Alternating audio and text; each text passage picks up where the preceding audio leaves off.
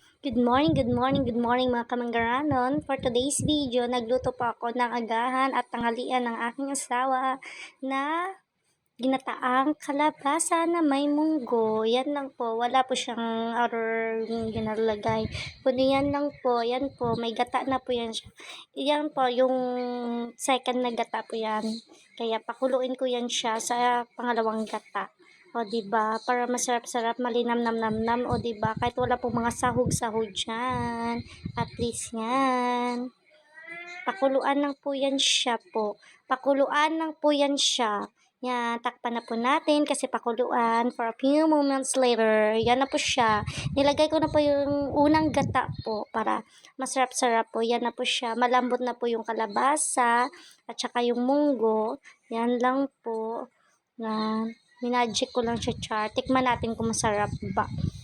Kung mapapa-only rice ka ba sa sarap, char. Yan na po, okay na po yung lasa. Kaya medyo pakuluan na natin konti kasi bagong gata.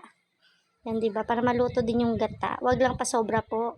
Yan na po. Salamat po. Thank you for watching.